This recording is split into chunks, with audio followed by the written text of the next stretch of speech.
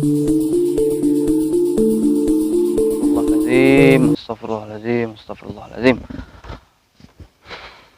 Assalamualaikum warahmatullahi wabarakatuh. Kembali lagi di Bapak Fahmi Channel. Pada kesempatan kali ini, Bapak Fahmi ingin membahas tentang pertanyaan yang masuk, dan ini memang topik ini atau pembahasan kali ini nih sering dipertanyakan nih. Judulnya yaitu mengenai apakah seorang pewaris ilmu leluhur dan khodam leluhur itu harus berguru atau mempunyai guru atau tidak. Oke, bagaimana keseluruhan pembahasan pada kali ini? Tonton video ini sampai selesai dan jangan lupa untuk subscribe, like, komen, dan share video ini agar BFC terus berkembang. Oke, libas.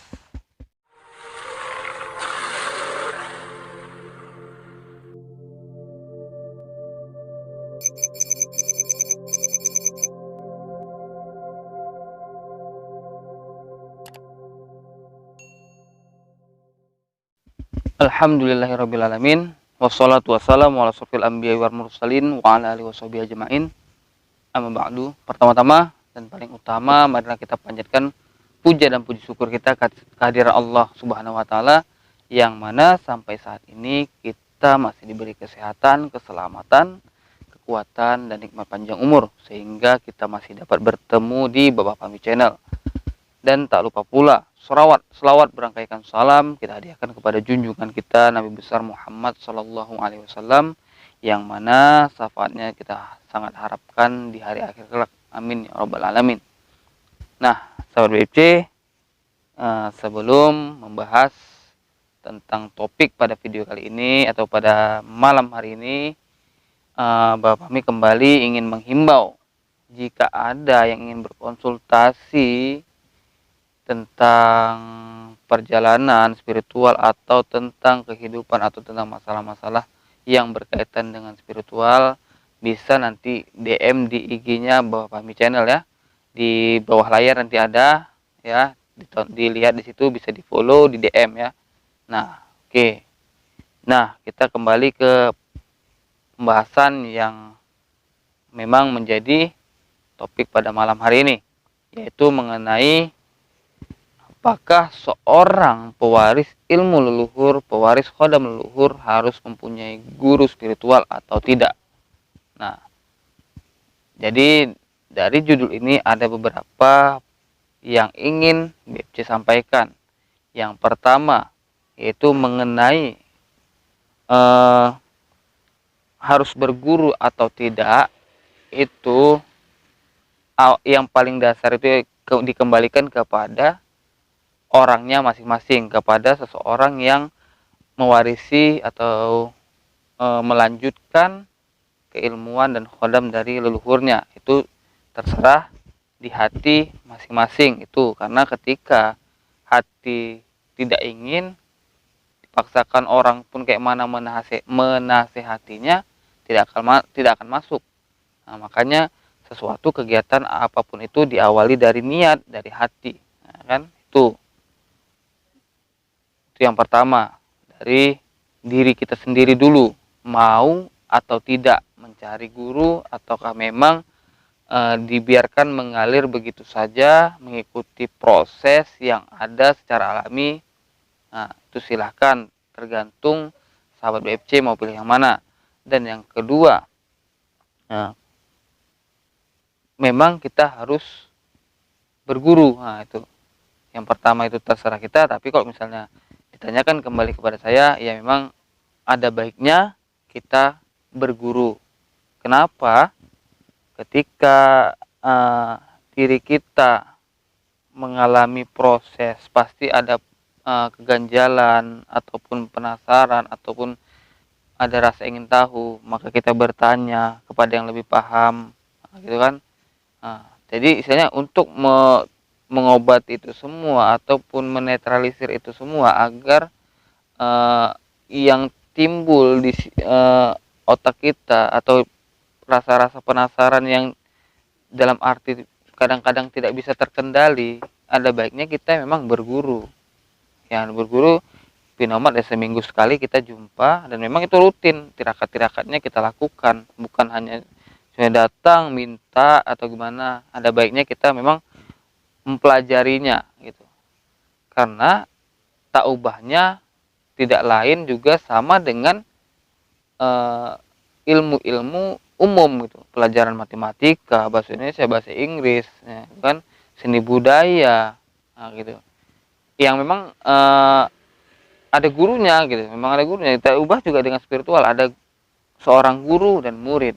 Karena ketika kita tidak mempunyai guru gitu kan, takutnya salah kaprah, salah paham gitu kan. Misalnya memahami suatu hal karena kita tidak berguru, dan kita memahami dengan pola pikir kita saja gitu, dan tanpa kita sadari pola pikir kita itu salah gitu. Itu yang bahayanya. Tapi kalau misalnya kita memang ada guru yang lebih paham dan memang sesuai, nah, dan memang ya, sesuai dengan apa yang kita inginkan, ya udah, jumpai bapak, misalnya kita bilang itu seseorang itu, dan utarakan bahwa kita memang mau berguru sama dia, memang merasa cocok gitu kan. Nah, apa yang harus dilakukan nanti kan dijelaskannya gitu, ya, baru diangkatlah muridnya gitu. Maka Pinomat ya seminggu sekali kita temu silaturahmi gitu, jumpa, apa yang memang harus dilakukan. Setelah itu pulang, amalkan, minggu depan datang lagi, bagaimana perkembangannya, kan dia nanti bisa tahu gitu kan. Nah, di situ kenapa kenapa harus berguru. Disitulah ketika kita punya pertanyaan, maka kita memang ya ada tempat bertanya. Kalau misalnya kayak kita gini kan, di BFC kan sering tuh konsultasi bertanya, tapi kan tidak bisa maksimal karena tidak bisa berjumpa langsung. Jadi sebatas kayak seperti BFC ini kan sebatas untuk menambah, untuk melengkapi. Tapi ada baiknya kalau kita punya guru yang langsung bisa jumpa, kita bisa tatap muka, bisa dia pun bisa langsung merasakan apa yang ada di diri kita gitu, mengontrolnya langsung gitu.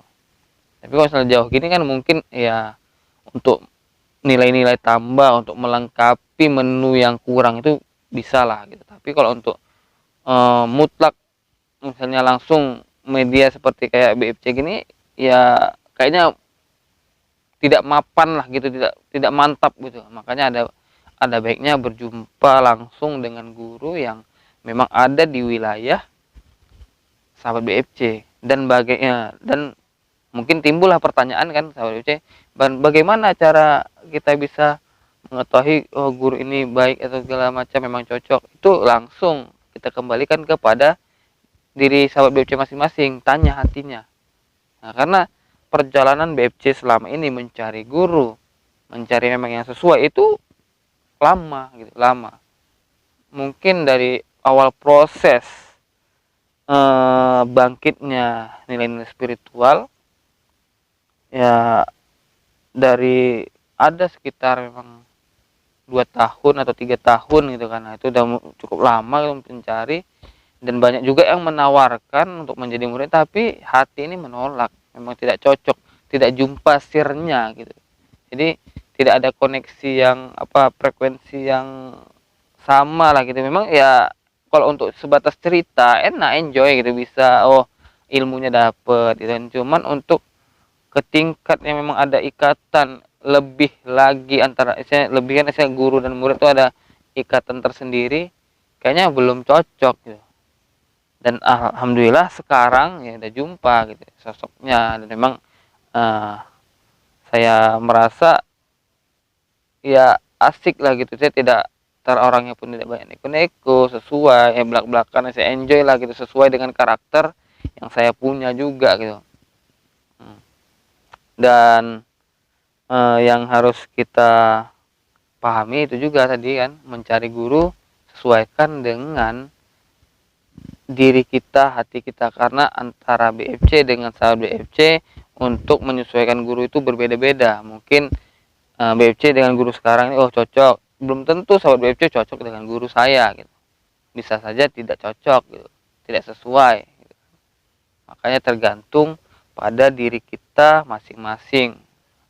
Dan setelah BFC berjumpa dan dijelaskannya awal pertama jumpa itu kan memang BFC sadari itulah tadi pemahaman tuh ada yang salah gitu.